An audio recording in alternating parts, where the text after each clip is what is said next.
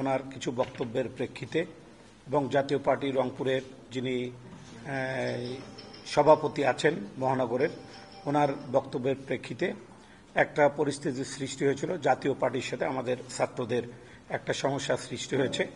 তা গতকাল আমরা আপনাদের সাথে কথা বলার পরে আমরা একটা সিদ্ধান্তে উপনীত হয়েছি যে আজকে আপনাদের সাথে আমরা বসবো এবং তারই আলোকে আজকে আমাদের বৈষম্য বিরোধী ছাত্র আন্দোলন, এনসিপি নেতৃবৃন্দ এবং আমরা বিএনপি নেতৃবৃন্দ, আমরা যারা ওই ঘটনার সাথে সম্পৃক্ত ছিল বলে আমরা দেখেছি, তাদেরকে আমরা এখানে আজকে নিয়ে এসেছি এবং আমরা সবাই মিলে একটা সুন্দর আলোচনার মাধ্যমে এই সমস্যাটার নিরসন করার জন্য আপনার সাথে মত বিনিময়ের পরে আমরা মনে করি যে আজকের থেকে এটা সমস্যার নিরসন হয়েছে এবং আগামীতে জি জি মানে আমাদের দুজন সদস্য আমাদের পার্টির, হ্যাঁ আমাদের পার্টির দুজন, আমাদের অঙ্গ সংগঠনের দুজন সদস্য এই ভুলের সাথে সম্পৃক্ত ছিল। আমরা তাদের সাথে কথা বলেছি এবং তারা সরি বলেছে। আমরা মনে করি যে তারা যেহেতু ভুল বুঝেছে, ভবিষ্যতে আর এরকম কোনো ঘটনা ঘটবে না এবং আমরা সবাই মিলে রংপুরটাকে একটা শান্তির রংপুর হিসাবে প্রতিষ্ঠিত করার জন্য, ভালো রাখার জন্য আমরা সবাই মিলে চেষ্টা করব। আপনারা সকলেই জানেন যে গত 29 তারিখে আমাদের বৈষম্যবিরোধী ছাত্র আন্দোলনের ডাকে একটি বিক্ষোভ মিছিল হয়েছিল এবং এই বিক্ষোভ মিছিলে জাতীয় পার্টির সন্ত্রাসী বাহিনী হামলা চালায় এবং এর প্রেক্ষিতে পরবর্তীতে ধাওয়া পাল্টা দেওয়া হয়। ধাওয়া পাল্টা দেওয়ার এক পর্যায়ে জনাব জিএম কাদের সাহেব, যিনি আছেন জাতীয় পার্টির চেয়ারম্যান, তার বাসায় অগ্নিসংযোগের ঘটনা ঘটে।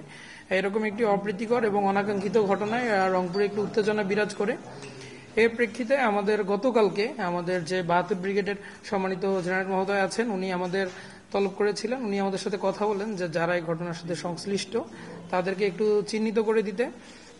আমরা আমাদের স্টুডেন্টদের পক্ষ থেকে, মানে বৈষম্য বিরোধী ছাত্র আন্দোলন এবং আমাদের সাথে যারা ছিলেন ফ্যাসিস্ট বিরোধী যে শক্তিগুলো, এই শক্তিগুলোর পক্ষ থেকে আমরা আমাদের সব সহযোদ্ধাকে সাথে নিয়ে এসেছিলাম, যাদেরকে চিহ্নিত করা গিয়েছে যে অনেকে গাছের ডাল ভেঙে হাতে নিয়েছে, অনেকে ইট হাতে নিয়েছিল। সেই সময়ের প্রেক্ষিতে আমরা আমাদের অবস্থান থেকে নিশ্চিত করেছি যে এই অনাকাঙ্ক্ষিত পরিস্থিতি রংপুরে যাতে আর না হয়, আমরা এই জায়গা থেকে সচেতন থাকব এবং স্যাররাও আমাদেরকে নিশ্চিত করেছেন আমাদের উপর যারা হামলা করেছে তাদের ফুটেজগুলো কালেক্ট করবে এবং অতি দ্রুত তাদেরকে আইনের আওতায় নিয়ে আসবে।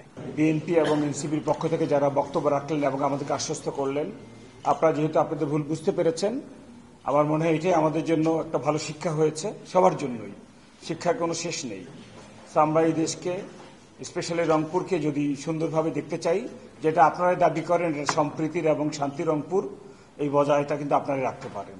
তা আমি আশা করি আজকের পর থেকে ইনশাআল্লাহ আমাদের মাধ্যমে, যে কোনো সদস্যের মাধ্যমে এমন কোনো কর্মকাণ্ড স্থান পাবে না যার ফলে জান মাল কোনো কিছুর ক্ষতি হয়।